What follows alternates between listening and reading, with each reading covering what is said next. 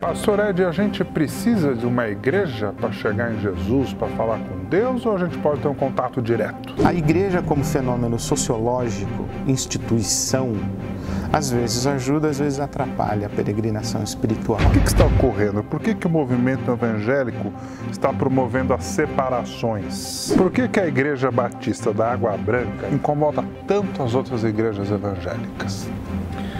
Olha, que mais que os haters de outras igrejas escrevem? A gente precisa dar um dízimo para a igreja para ter a salvação, ter os pedidos atendidos?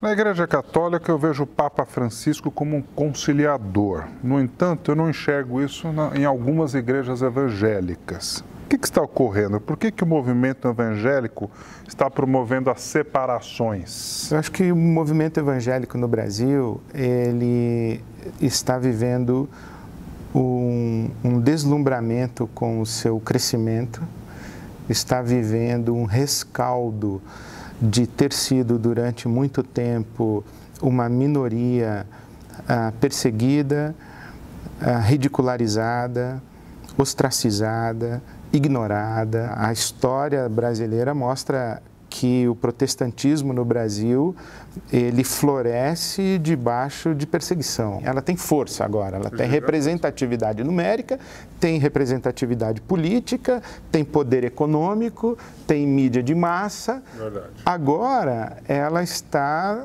encontrando o seu lugar na sociedade.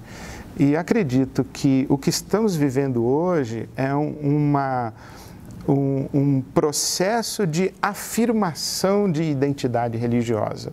Nós evangélicos existimos, queremos ser respeitados, prestem atenção em nós. O Papa Francisco pode ser conciliador, porque o Vaticano é uma potência. Quando você é minoria, quando você é pequeno, quando você precisa se afirmar, então o grito tem que ser um pouquinho mais alto. Parece que no processo histórico eu estou enxergando que a igreja evangélica está encontrando o seu lugar na sociedade e está nessa fase de afirmação até chegar o momento da contribuição mais conciliadora. A gente precisa dar um dízimo para a igreja para ter a salvação, ter os pedidos atendidos? De jeito nenhum, em absoluto. A igreja vive da contribuição voluntária dos seus frequentadores. Perfeito. A contribuição é voluntária, não pode ser obrigatória. Mas tem algumas igrejas que forçam a barra. Elas forçam a barra porque é um mecanismo de manipulação, de ignorância, exploração da fé popular. E quando você lida com desespero humano, Bonfá, imagina uma pessoa que tem o seu pai enfermo, que tem um filho enfermo, que tem a mãe enferma.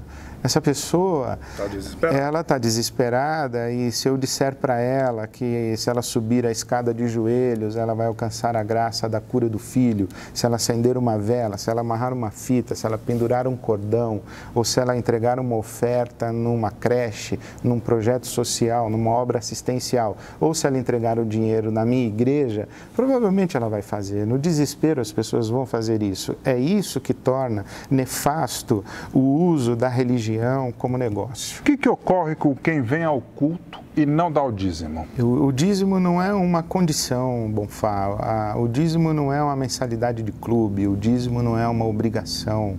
O dízimo é uma expressão de generosidade, de solidariedade. Então não ocorre nada. Para que serve o dinheiro? O dinheiro, na sua função mais óbvia, é para transação de mercadorias. Agora, em segundo lugar, o dinheiro confere poder. Com dinheiro você pode. Esse é o grande problema. Por isso é que na Bíblia Sagrada, especialmente Jesus, trata o dinheiro como uma divindade, que tem nome, Mamon. O dinheiro é uma potestade. O conceito de potestade na Bíblia Sagrada é muito interessante. Potestade é aquilo que não é uma pessoa, mas funciona como se fosse. Então, por exemplo, você pega um sujeito, conversa com ele é agradabilíssimo, ele é uma pessoa simpática, ele tem, pelo menos na sua expressão verbal, determinados valores, você acha que ele é um homem de bem e etc. Mas quando você o vê votando No Congresso, você desconhece aquele cidadão porque ele toma determinadas atitudes que ferem aquilo que individualmente parece ele expressou. Por quê? Porque o Congresso é uma potestade. O Congresso Nacional, a Câmara de Deputados, é uma potestade, tem vontade própria, manipula consciências, manipula interesses, seduz. O dinheiro é uma potestade. O dinheiro reivindica a lealdade, o dinheiro determina prioridades, o dinheiro qualifica relações humanas ou desqualifica. Eu lembro de um pregador inglês, John Wesley, que ele dizia que assim que eu ganho, que o dinheiro chega ao meu bolso, eu dou um jeito de me livrar dele para que ele não encontre o caminho do meu coração. E esse era um princípio de generosidade de John Wesley, esse pregador metodista inglês. Por que a Igreja Batista da Água Branca, Ibabe, onde nós estamos gravando agora aqui em São Paulo, incomoda tanto as outras igrejas evangélicas? Olha, eu não tenho essa medida do quanto que a gente incomoda as outras igrejas evangélicas. Uma certa medida que eu tenho é o que eu recebo de comentários nas minhas mídias sociais e os ataques que são feitos à nossa identidade comunitária. O que falam?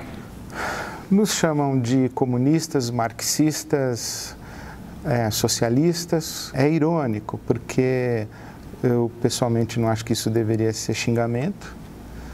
Quem fala isso parte do princípio que ser capitalista é legal, que ser neoliberal é legal, é que eu não posso ser socialista, eu não sou, mas se eu fosse, ou não posso ser comunista, não sou, mas se eu fosse, você pode ser capitalista e eu não posso ser comunista, quer dizer, eu acho equivocado isso. Eu não tenho nenhuma identificação com as ideologias de esquerda, mas as pessoas acham que sim. Isso me faz lembrar Dom Helder Câmara. Ele disse que quando eu digo que precisamos repartir o pão com os pobres, eles dizem que eu sou um bom cristão. E quando eu começo a questionar as causas da pobreza e lutar para enfrentar as causas da pobreza, eles dizem que eu sou comunista. Nós temos uma identidade comunitária que é construída na perspectiva da generosidade, da solidariedade, e temos a pauta da justiça social na nossa agenda. Então, talvez isso incomode algumas pessoas por conta de ver no marxismo, no comunismo, no socialismo, especialmente um ateísmo, né? E dentro daquela visão de que as revoluções comunistas e socialistas perseguiram os cristãos e os países chamados da Cortina de Ferro perseguiram os cristãos e esse ateísmo de Estado. Então eu compreendo quando as pessoas dizem, se você é cristão, você não pode ser comunista. Eu só não compreendo que elas tratem com naturalidade, se você é cristão, você pode ser capitalista. Isso eu não compreendo. Que mais que os haters de outras igrejas escrevem? Os haters dizem que nós somos liberais, nós somos frouxos na nossa moralidade, e que aqui pode tudo, o que também não é verdade. O que aqui a gente não faz é segregar pessoas, é rejeitar pessoas, é excluir pessoas da nossa convivência.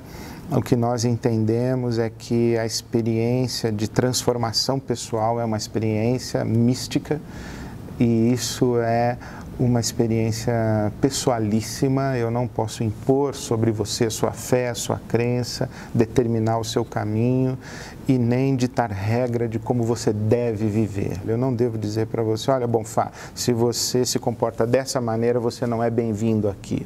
Eu penso que a igreja é o lugar onde todas as pessoas são bem-vindas e cada pessoa dentro dessa grande comunidade que é a igreja está num momento, num estágio da sua peregrinação espiritual espiritual, está no momento do enfrentamento das suas sombras, dos seus monstros internos, das suas feridas interiores, dos seus sofrimentos.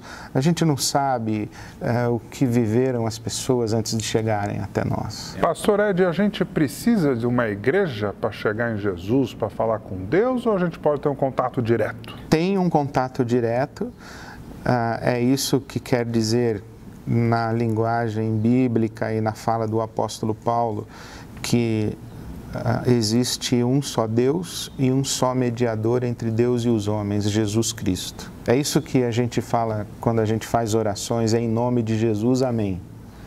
Jesus é o único mediador entre Deus e os homens, isto é, tudo o que nós podemos saber a respeito de Deus, nós o sabemos por causa de Jesus, e todo o nosso acesso a Deus é mediado por Jesus e todo o acesso de Deus a nós é mediado por Jesus. É isso que quer dizer. Entretanto, historicamente, as pessoas que têm uma experiência mística com o Cristo gostam de estar entre os seus pares e de formar comunidades. A igreja como fenômeno sociológico, instituição, às vezes ajuda, às vezes atrapalha a peregrinação espiritual. Mas a comunidade, ela é a consequência natural da experiência mística com o Cristo. Tanto que a Bíblia Sagrada diz que a igreja é o corpo místico de Cristo. Então, se eu tenho uma experiência com o cabeça da igreja, que é o Cristo, eu tenho uma experiência com o corpo, que é a comunidade. Essa comunidade mística. Nosso papo tá bacana, né? Não terminou.